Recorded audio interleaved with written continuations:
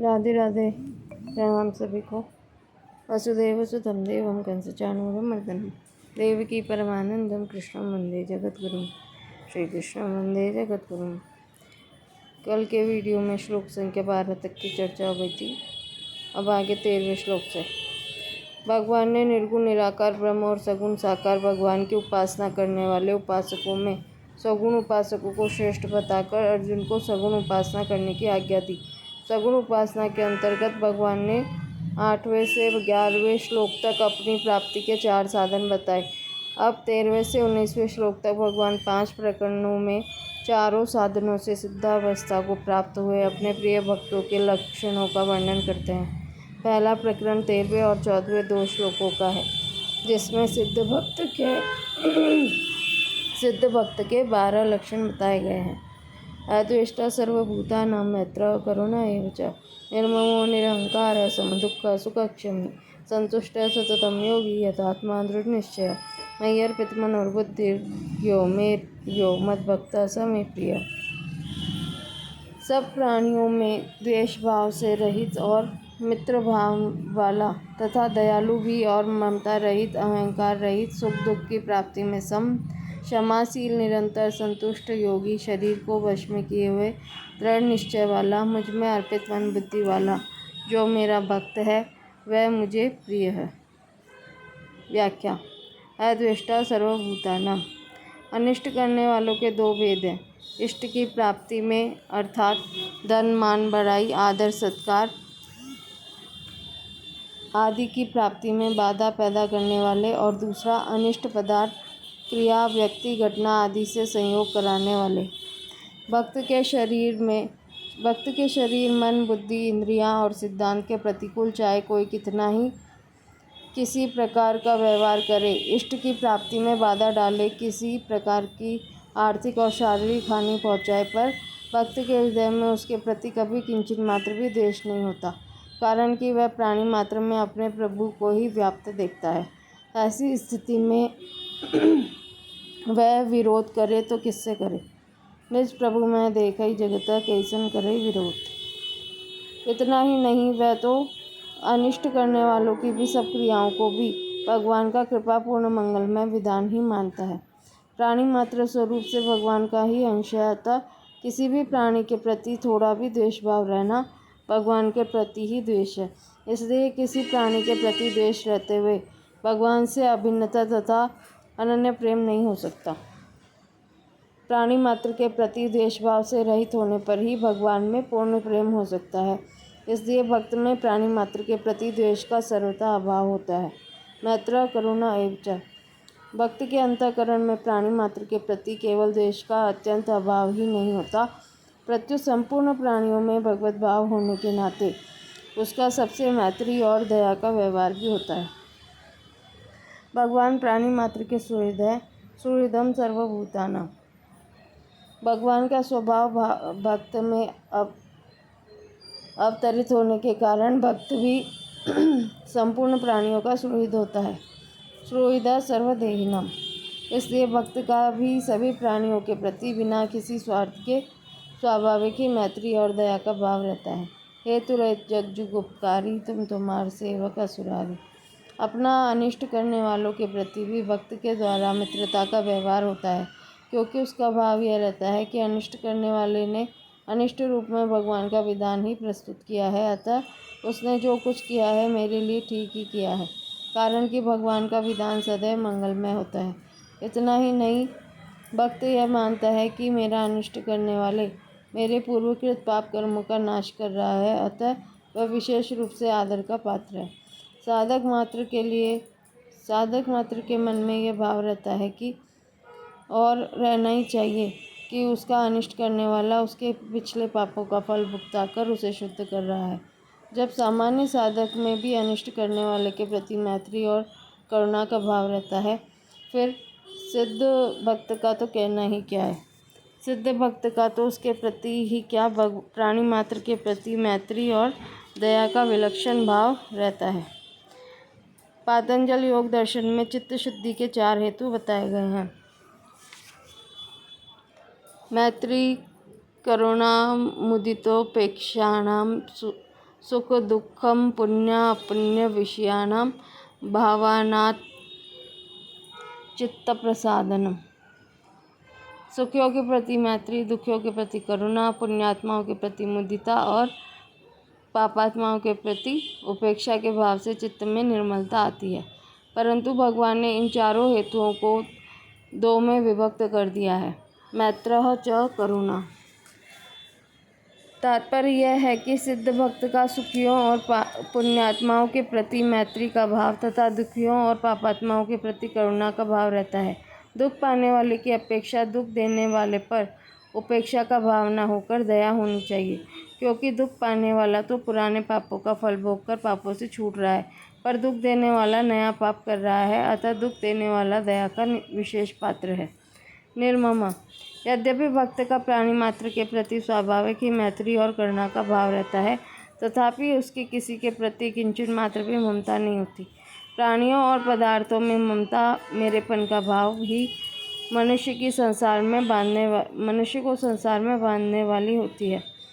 भक्त इस ममता से सर्वथा रहित होता है। उसकी अपने कहलाने वाले शरीर, इंद्रियां, मन और बुद्धि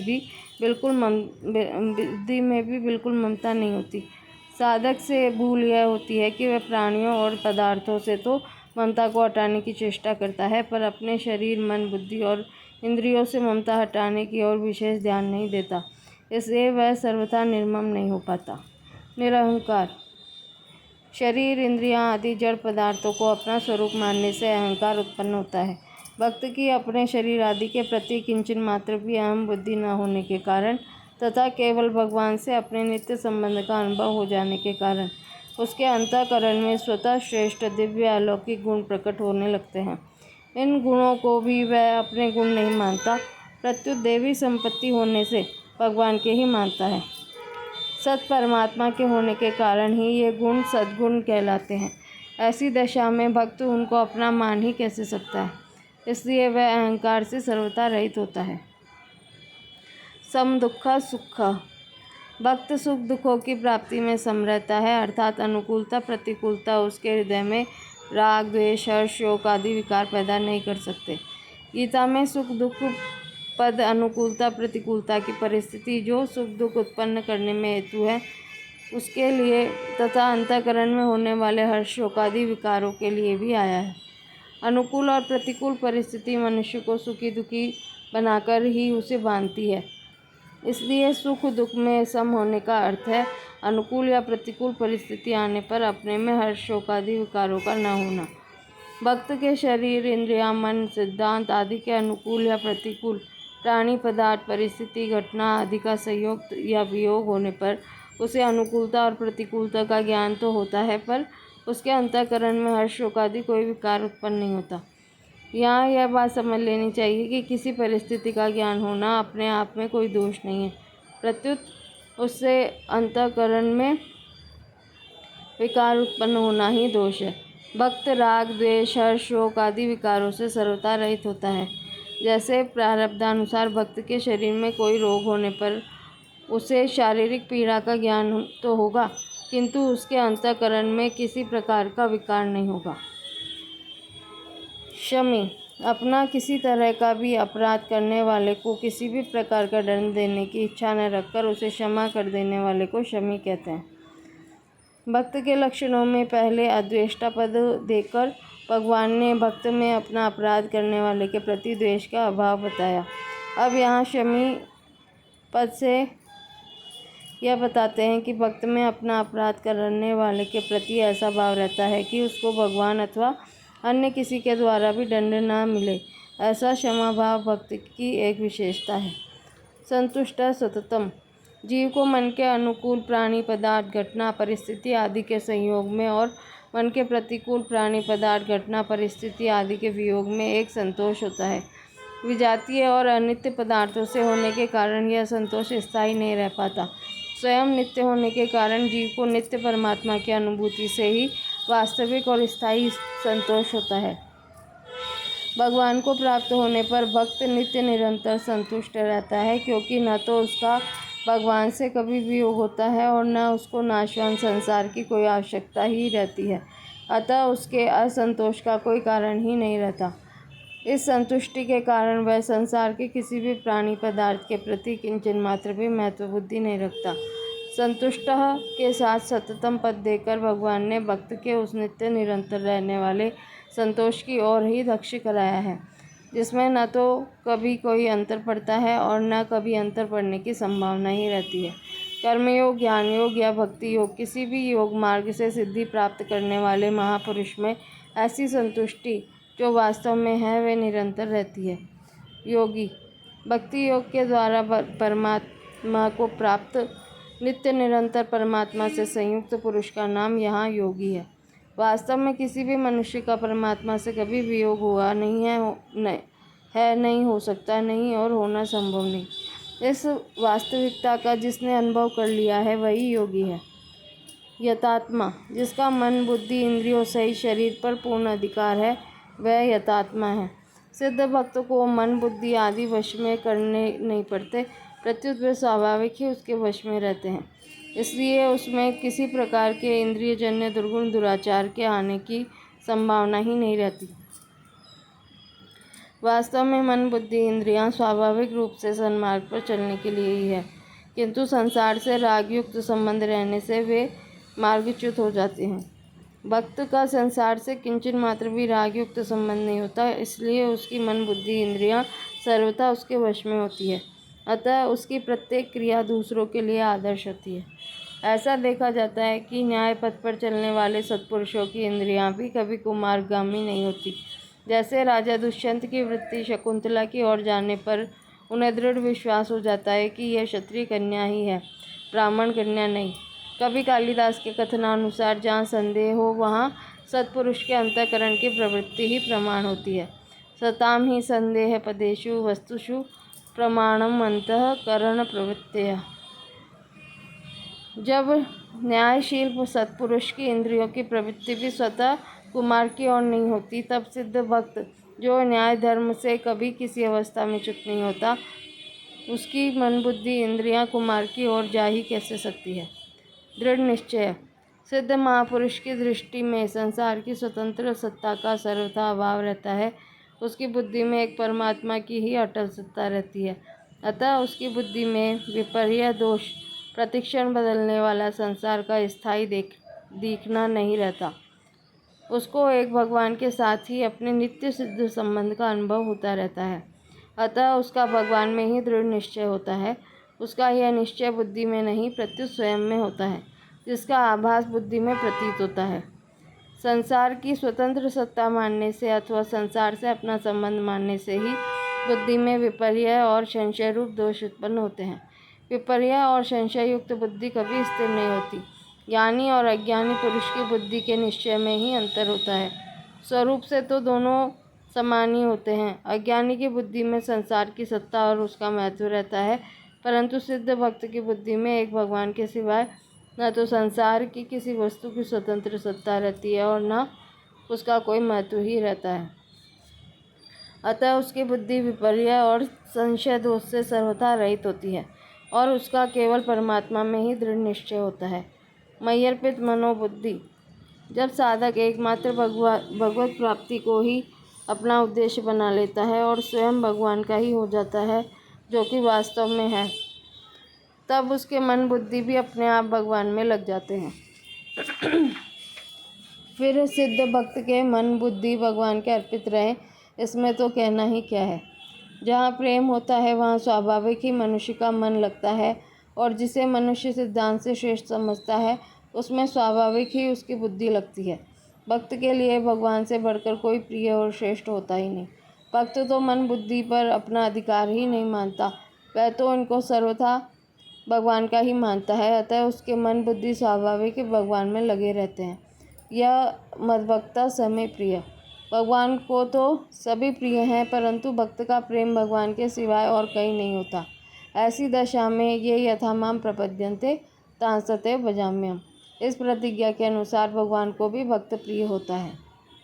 परिशिष्ट भाव, गीता में कर्मयोगी के लक्षण भी आए हैं, ज्ञान योगी के लक्षण भी आए हैं और भक्त के लक्षण भी आए हैं, परंतु केवल भक्त के लक्षणों में ही भगवान ने कहा है अद्वेष्टा सर्वभूतानां मैत्र करुणा एव च। यह लक्षण मित्रता और करुणा न कर्मयोगी के लक्षण में आया है, न ज्ञान योगी के लक्षणों में, प्रत्युत केवल भक्त के लक्षणों में आया है। कर्मयोगी और ज्ञान योगी में समता तो होती है, पर मित्रता और करुणा नहीं होती। परंतु भक्त में आरंभ से ही मित्रता और करुणा होती है। भक्त की दृष्टि में संपूर्ण प्राणी समग्र भगवान का अंग होने से अपने प्रभु ही हैं, फिर कौन वैर करे, किससे करे और क्यों करे। निज प्रभु में देखई जगता, कैसन करे विरोध। उदाहरण के लिए किसी को राम प्रिय है, किसी को कृष्ण प्रिय है, किसी को शंकर प्रिय है, और तो इष्ट अलग अलग होने पर भी वे सब भक्त परस्पर एक हो सकते हैं, पर सब ज्ञान योगी परस्पर एक नहीं हो सकते। अगर भक्त और ज्ञान योगी परस्पर मिले तो भक्त ज्ञान योगी का जितना आदर करेगा उतना ज्ञान योगी भक्त का नहीं कर सकेगा। इसलिए भक्तों का लक्षण बताया है, सबहि मानप्रद आप अम्मानी। श्री रामचरितमानस के आरंभ में गोस्वामी तुलसीदास जी महाराज सज्जनों के साथ साथ दुष्टों की भी वंदना करते हैं और सच्चे भाव से करते हैं। बहुरी बन दिखल गन सती बाहे। ऐसा भक्त ही कर सकता है, ज्ञान योगी नहीं। यद्यपि ज्ञान योगी का किसी से कभी किंचित मात्र भी वैर नहीं होता, तथापि उसमें स्वाभाविक उदासीनता, तटस्थता रहती है। विवेक मार्ग में वैराग्य की मुख्यता रहती है और वैराग्य रूखा होता है। इससे ज्ञान योगी में भीतर से कठोरता न होने पर भी वैराग्य उदासीनता के कारण बाहर से कठोरता प्रतीत होती है। सुख लेने में कठोरता रहती है और सुख देने में कोमलता रहती है।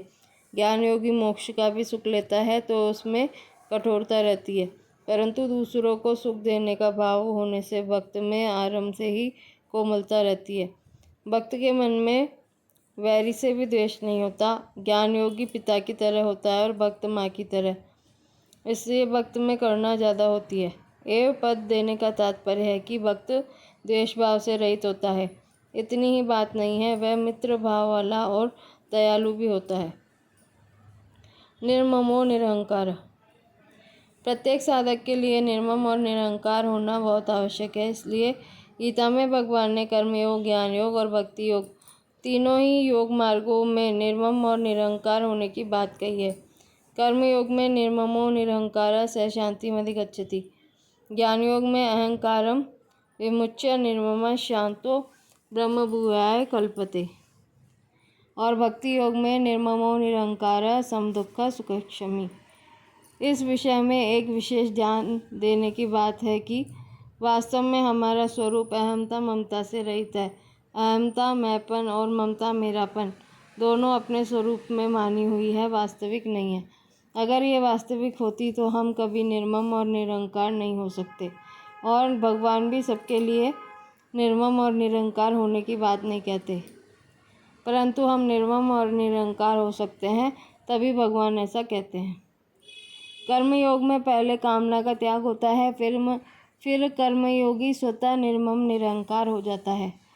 ज्ञान योग में पहले अहंकार का त्याग होता है, फिर ज्ञान योगी स्वतः निर्मम हो जाता है। भक्ति योग में भक्त अपने आप को भगवान के अर्पित कर देता है तो भगवत कृपा से वह स्वतः निर्मम निरहंकार हो जाता है। मयि अर्पित मन और बुद्धि यो मद भक्ता समय प्रिय।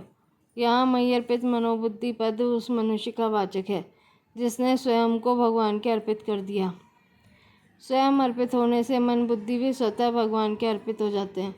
स्वयं अर्पित होने से फिर कुछ बाकी रहता ही नहीं, कारण कि स्वयं पहले हैं, शरीर मन बुद्धि आदि पीछे हैं। भक्त पहले हैं, मनुष्य पीछे हैं। भगवान में अर्पित होने से मन बुद्धि की स्वतंत्र सत्ता नहीं रहती, प्रत्युत केवल भगवान ही रहते हैं।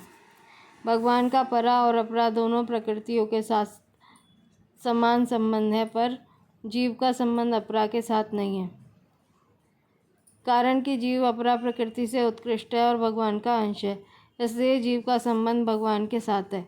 मयि अर्पित मनोबुद्धि का तात्पर्य है कि जीव अपरा प्रकृति मन बुद्धि को अपना न माने, प्रत्युत भगवान को ही अपना माने। भगवान ज्ञान स्वरूप और नित्य परिपूर्ण है, अतः उनमें ज्ञान की भूख तो नहीं है, पर प्रेम की भूख अवश्य है। इसलिए भगवान कहते हैं कि मेरे में अर्पित मन बुद्धि वाला जो मेरा भक्त है वह मेरे को प्रिय है। ऐसे भक्त के सिवाय भगवान को प्यारा और कोई हो ही नहीं सकता। जैसे किसी राजा का बेटा दूसरों से भीख मांगने लगे तो वह राजा को नहीं सुहाता, ऐसे ही सच्चित आनंद रूप भगवान का अंश जीव जब असत जड़ दुख रूप संसार से कुछ आशा रखता है तब वह भगवान को नहीं सुहाता, प्यारा नहीं लगता, क्योंकि इसमें जीव का महान अहित है। भगवान को वही प्यारा लगता है जो अन्य से आशा नहीं रखता तथा जिसमें जीव का परम हित होता है। एक बान करुणा निधान की, सो प्रिय हो जाके गति नान की। इससे आगे के श्लोकों की चर्चा कल करेंगे। राधे राधे।